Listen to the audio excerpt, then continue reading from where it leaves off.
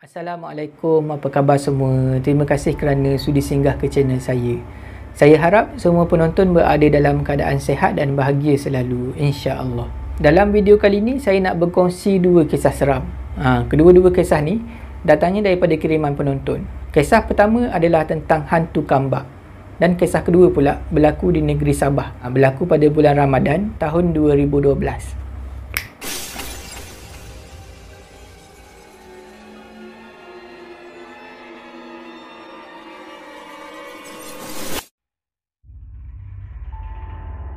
Kisah pertama ni adalah hasil kiriman email daripada seorang penonton.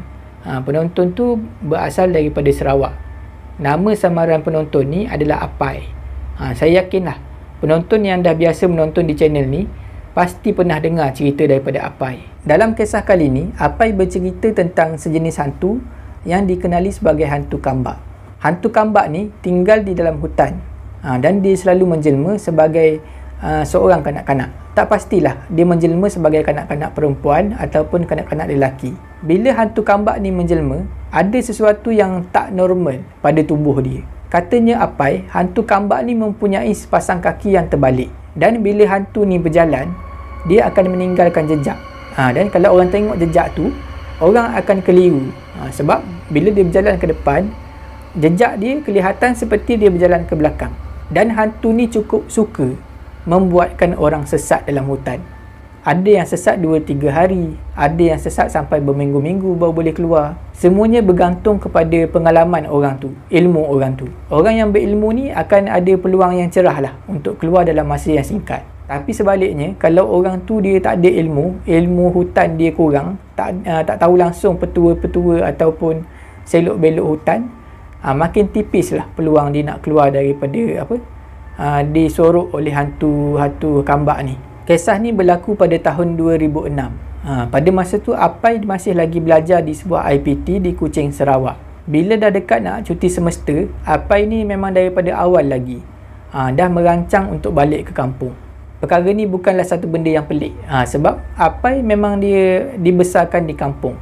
Memang dia ni jiwa kampung. Dia suka buat aktiviti di kampung, memburu, habiskan masa dengan datuk dia, dengan moyang dia. Macam itulah Apai daripada zaman sekolah lagi. Sampailah dia dah masuk IPT, dia tak berubah lah. Jiwa dia tu memang jiwa aktiviti kampung. Tapi kali ni ada satu benda yang berbeza. Apai tak balik ke kampung seorang-seorang. Kali ni Apai balik ke kampung bersama dengan seorang kawan dia, kawan baik dia. Kawan baik Apai ni kita bagi nama samaran Ricky. Ricky dan Apai adalah daripada suku kaum yang berbeza. Apai daripada suku kaum Iban dan Ricky pula daripada suku kaum Melanau. Apai berasal daripada kampung dan Ricky pula adalah orang bandar.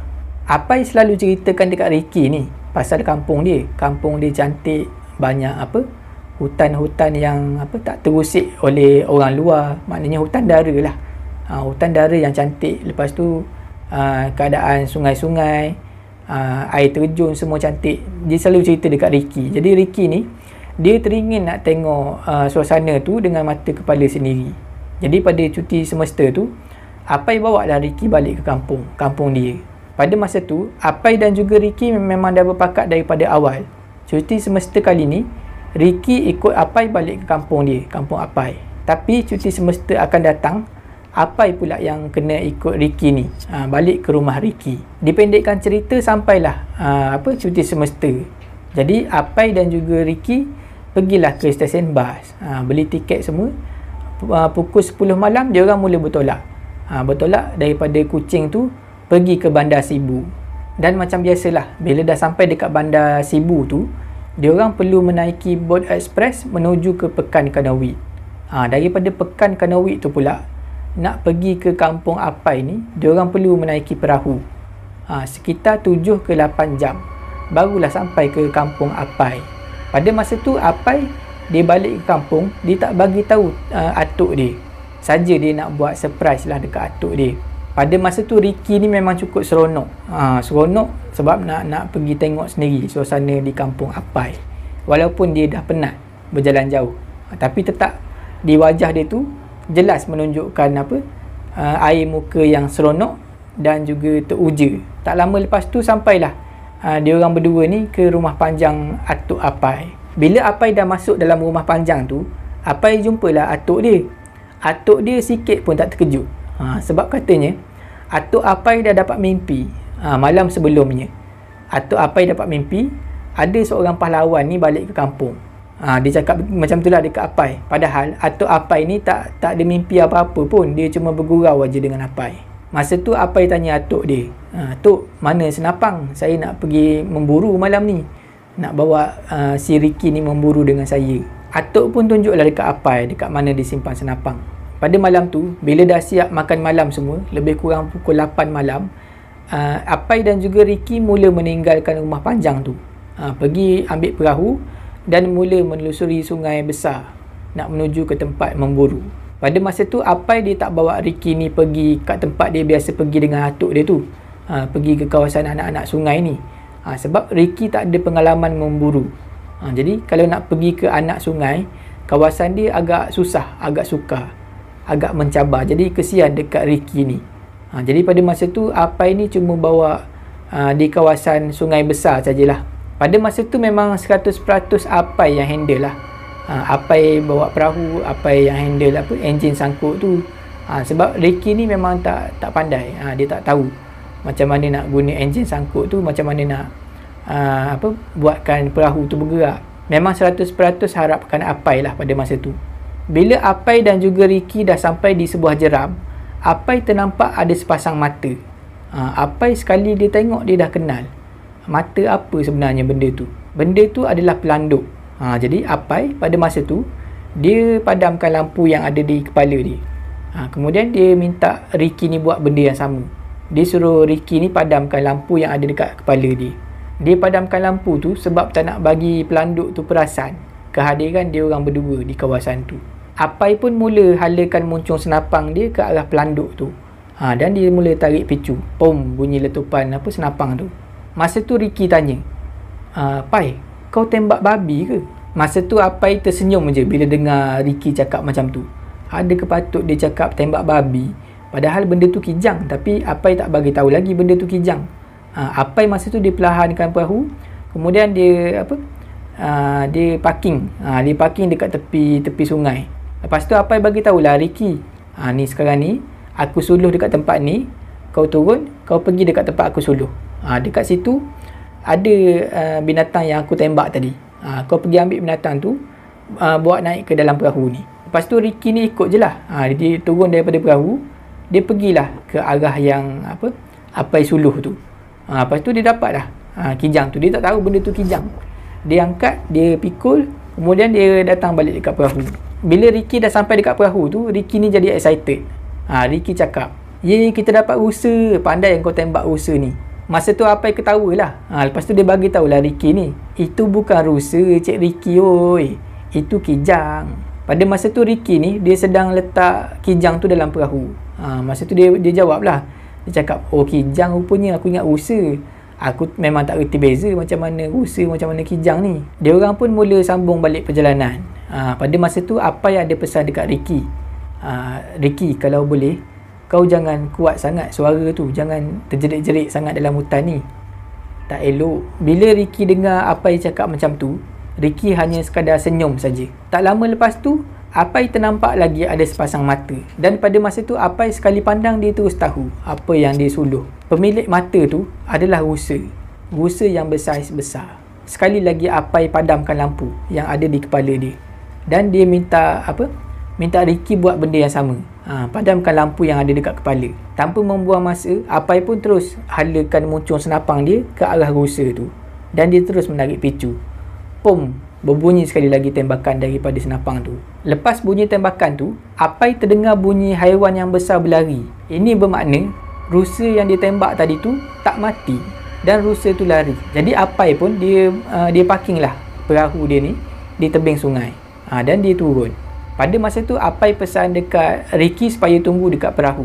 Sebab Apai risau kalau dia nak pergi cari rusa yang ditembak tadi tu, bawa Ricky, dia risau kalau Ricky ni buat bising. Jadi makin susah lah dia nak jejak rusa tadi tu. Sebab itulah Apai suruh Ricky ni tunggu dekat perahu. Dan pada masa tu sekali lagi Apai ni berpesan dekat Ricky, kalau boleh jaga sikit kelakuan tu. Jangan banyak ketawa, jangan kuatkan sangat suara tu. Lepas tu barulah Apai ni pergi cari balik, pergi jejak balik rusa yang ditembak tadi. Jauh Apai berjalan kaki menjejak rusa yang ditembak tadi. Rusa tu dah masuk ke salah satu anak sungai, kawasan anak sungai. Lama jugalah masa yang diambil oleh Apai, dan akhirnya dia jumpalah ada seekor rusa yang besar terbaring dekat tepi anak sungai. Apai rasa sangat seronok sebab rusa yang dia tembak tu saiz dia besar. Katanya Apai, rusa tu tanduk dia bercabang sampai 6. Disebabkan rusa tu terlalu besar, Apai tak mampu nak bawa rusa tu seorang-seorang pergi ke perahu. Jadi apa yang Apai buat, Apai potong kepala rusa tu dan bawa balik ke perahu. Rancangan asalnya Apai nak ajar Ricky ni datang bersama dengan dia. Dia tinggalkan rusa yang dah tak ada kepala tu dekat situ, dan dia pergi balik ke perahu untuk panggil Ricky. Macam itulah rancangan asal. Tapi bila Apai sampai dekat perahu, dia tengok Ricky dah tak ada kat perahu. Pada masa tu Apai ni mula-mula dia fikir positif lah. Mungkin Ricky ni pergi kencing kot, pergi berak ke apa kan. Sekejap lagi ada dah tu dia datang balik kat perahu. Jadi Apai pun tunggulah dekat perahu tu. Masa pun berjalan, dah setengah jam Apai menunggu dekat situ. Tapi Ricky masih lagi tak muncul. Apai semakin risau. Pada masa tu dah macam-macam benda dia fikir. Ricky ni lemas ke, jatuh dalam air ke? Tapi bila Apai fikir balik, tak mungkin si Ricky ni lemas, sebab Ricky pandai berenang. Lagipun pada masa tu arus sungai tak adalah kuat sangat. Apai pun tunggu lagi. Masa pun berjalan. Sedar tak sedar dah sejam Apai menunggu di perahu tu. Batang hidung Ricky langsung tak nampak.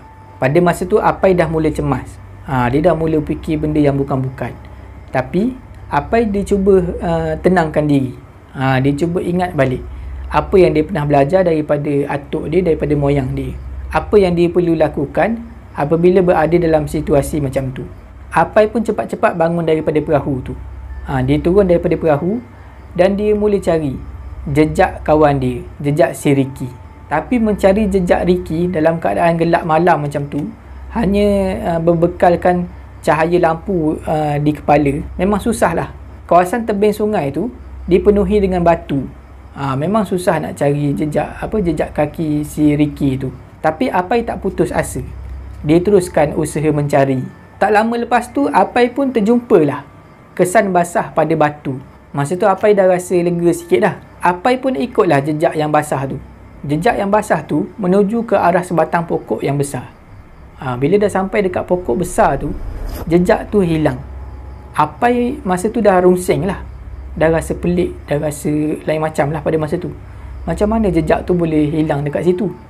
Apai pun berpusing-pusing dekat kawasan pokok besar tu. Langsung tak nampak apa-apa. Masa tu Apai bernafas dengan laju. Sebab dia dah berdebar, dia dah risau kawan dia hilang dalam hutan. Apai sampai terduduk masa tu.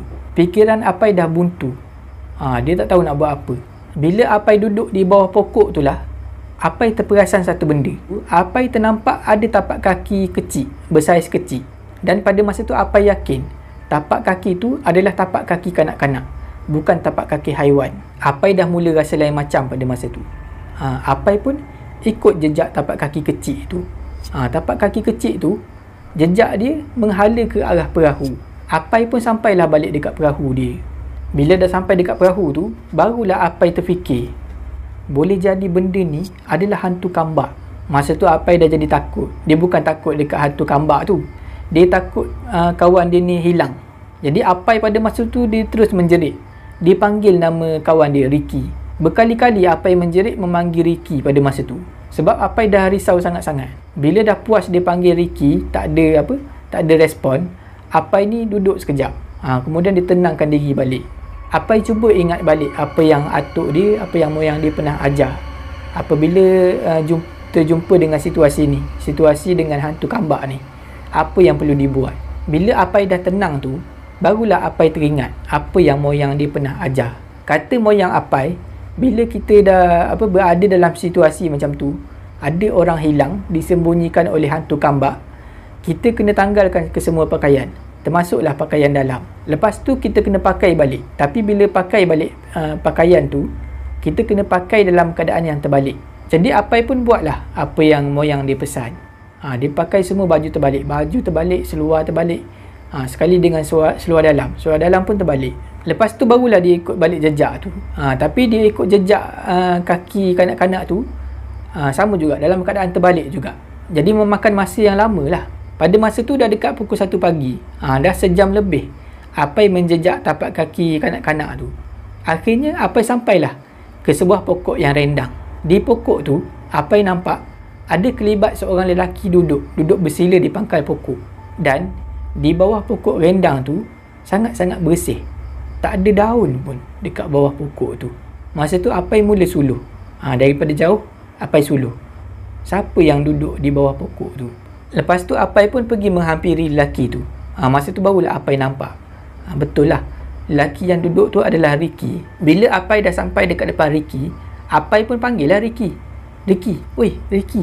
Tapi Ricky macam orang tak sedar. Tapi mata dia celik.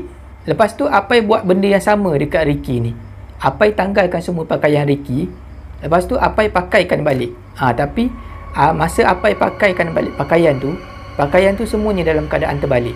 Bila dah siap pakaikan pakaian terbalik dekat Ricky, Apai pun tampar muka Ricky. Bila Apai dah tampar muka tu, barulah Ricky ni sedar. Weh, kenapa tampar aku? Aku hidup lagi lah, dia cakap. Dia marah dekat Apai ni. Masa tu Apai tak cakap banyak. Bila dia tengok Ricky dah sedar, dia terus ajak Ricky ni pergi ke perahu. Bila dia orang dah sampai dekat perahu, Apai pun bagi tahu Ricky, aku dah jumpa rusa tu tadi. Tapi kita jangan bawa balik lagi rusa tu. Kita balik dulu. Rusa tu kita minta tolong atuk aku untuk ambil esok. Masa tu Ricky masih lagi dalam keadaan yang blur. Dalam keadaan macam tak berapa sedar lagi. Masa tu Apai pesan dekat Ricky, Ricky, apa pun yang jadi tadi, kau jangan cerita lagi kat aku. Esok baru kau cerita kat aku bila dah sampai dekat rumah. Masa tu Ricky hanya mampu menganggukkan kepala saja. Lebih kurang pukul 4 pagi barulah dia orang sampai ke rumah panjang tu. Pada masa tu atuk Apai dah bangun. Sebab atuk Apai risau. Cucu dia si Apai ni dengan Ricky belum lagi balik daripada memburu. Bila Apai dan juga Ricky ni naik ke rumah panjang, atuk Apai ni nampaklah macam mana keadaan Apai dan juga Ricky ni. Apai dan juga Ricky pakai baju terbalik. Jadi atuk Apai pada masa tu hanya sekadar mengelengkan kepala je. Seolah-olah atuk Apai ni dah tahu apa yang dah terjadi kepada Apai dan juga Ricky. Masa tu Apai ada bawa kijang. Kijang yang dah dia tembak tadi tu, dia bagi dekat atuk. Atuk pun mulalah lapah kijang tu. Keesokan paginya barulah Apai bagi tahu atuk, dia ada tembak rusa ni seekor. Rusa tu dia tinggal dekat tempat ni. Dia bagi tahulah nama anak sungai tu semua. Dan dia dah tinggalkan tanda dekat situ. Lebih kurang pukul 8 pagi, atuk Apai pun mulalah bergerak nak cari rusa yang Apai tembak tu. Tapi atuk pergi sorang-sorang je lah. Apai dengan Ricky tak ikut pada masa tu. Pada masa tu Apai tanya Ricky apa sebenarnya yang dah terjadi kepada dia. Ricky pun ceritalah. Sebenarnya pada malam tu Ricky cerita, masa Apai nak pergi jejak rusa tu, tinggalkan dia seorang-seorang dekat perahu tu, dia takut pada masa tu. Lepas tu dia menyanyi sebab nak hilangkan rasa takut. Itulah sebenarnya silap dia. Patutnya dia tak menyanyi. Sebab Apai dah pesan, bila duduk di tempat dalam hutan macam tu, kena jaga adab, kena jaga suara, jangan bagi kuat sangat suara tu. Pada masa tu Ricky menyanyi nak hilangkan rasa takut. Sedang dia menyanyi tu, tiba-tiba datang seorang atuk ni, entah daripada mana, tiba-tiba menjelma dekat-dekat dengan perahu tu. Lepas tu atuk tu bersembang dengan Ricky, beramah mesra dengan Ricky. Atuk tu pun jemput Ricky ni untuk pergi ke rumah dia. Katanya rumah dia dekat je. Dia ajak Ricky untuk pergi makan, pergi minum dekat rumah dia. Ricky ni pun ikutlah atuk tu. Bila Ricky dah masuk dalam rumah atuk tu pun mula hidangkan makanan dan juga minuman. Belum sempat Ricky nak makan, tiba-tiba Ricky rasa pipi dia ditampar. Bila Ricky sedar, tengok-tengok Apai dah ada kat depan dia. Apai yang tampar dia rupanya. Ricky cakap semua kejadian tu berlaku dalam masa yang singkat, lebih kurang 4 ke 5 minit. Padahal di dunia nyata, Ricky dah hilang sekitar 4 jam pada masa tu. Pada masa itulah Apai bagi tahu Ricky, sebenarnya atuk yang kau nampak jemput ke rumah dia tu adalah jelmaan hantu kambak. Bila Ricky dengar Apai cakap macam tu, dia pun mula sedar kesilapan dia. Sepatutnya masa tunggu Apai di perahu tu, Dia tak menyanyi sepatutnya.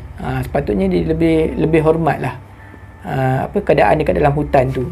Sebab dekat dalam hutan tu ada penghuni lain. Walaupun Ricky mengalami peristiwa seram tu, tapi Ricky masih lagi rasa seronok tinggal di kampung tu. Hari-hari cuti semesta yang berbaki tu dihabiskan dengan memancing. Apai bawa Ricky ni pergi memancing dekat tempat lain. Dan pergi berkelah di kawasan air terjun. Banyak benda lah yang Ricky dapat belajar sepanjang bercuti di kampung Apai. Kisah kedua ni berlaku di negeri Sabah pada tahun 2012. Pengirim minta saya guna nama samaran Gamey untuk mewakili diri dia. Pada masa tu bulan puasa, bulan Ramadan. Lepas solat tarawih, macam biasalah Gamey ni akan pergi bermain game dengan kawan-kawan dia di cyber cafe. Pada masa tu, Gamey dan juga kawan-kawan dia bermain satu game yang bernama AVA. Saya tak tahulah game tu game apa, tapi katanya Gamey game tu lebih kurang macam Counter Strike. Kalau Counter Strike ni saya tahulah, dia game yang shooting game. Masa tu Gamey masih lagi bujang. Jadi memang seronok lah main. Dia orang leka main, sedar tak sedar dah pukul 2.30 pagi. Jadi Gamey pun minta izin nak balik lah pada masa tu. Sebenarnya pada masa tu Gamey dah mengantuk. Dah pukul 2.30 pagi. Sebab itulah dia minta izin nak balik tu. Jadi Gamey pun balik lah keluar daripada cyber cafe tu, pergi dekat kereta dia. Pada masa tu Gamey guna kereta klisa. Kereta klisa dengan enjin turbo. Jarak antara cyber cafe tu dengan rumah Gamey sebenarnya tak adalah jauh sangat, lebih kurang 15 minit macam tu. Sampai dekat satu jalan ni, jalan lurus, tiba-tiba Gamey nampak dekat belakang ada satu cahaya ni. Cahaya lampu kereta ataupun motor. Masa tu Gamey bawa kereta perlahan je. Lama kelamaan cahaya tu makin dekat dan makin jelas kelihatan. Bila Gamey tengok betul-betul, benda tu, cahaya tu bukanlah lampu kereta ataupun lampu motor. Benda tu adalah berbola api. Lepas tu dia punya pergerakan pelik. Dia bukan bergerak lurus macam tu. Dia bergerak macam ni. Dia bergerak membentuk bulatan. Bila Gamey dah nampak berbola api tu, dia tak ada fikir lain lah. Ini tak ada benda lain ni. Ini memang hantu ni. Lepas tu Gamey ni, dia tekan minyak dia sampai habis. Jadi memang lajulah kelisa dia tu bergerak. Jauh dia tinggalkan berbola api tadi tu. Bila dah masuk pagar rumah, Gamey cepat-cepat keluar daripada kereta dan masuk ke dalam rumah. Gamey cuci kaki, cuci muka, terus masuk dalam bilik. Bila dah masuk bilik tu, Gamey ni nak tidur lah. Masa dia tengah baring tu, tiba-tiba dia terdengar bunyi ayam daripada belakang rumah. Bila dah dengar bunyi ayam buat bising macam tu, Gamey pun jenguk lah dekat tingkap bilik. Bila Gamey tengok dekat tingkap bilik, dia nampak berbola api tadi tu sedang berpusing dekat pokok pinang yang ada dekat belakang rumah. Berbola api tu seakan-akan sedang mencari sesuatu. Bila Gamey dah ternampak ada berbola api tu ikut dia balik, Gamey ni rasa takut lah. Gamey pun baring, kemudian dia tarik selimut dia. Dia tarik selimut dia, tutup muka dia.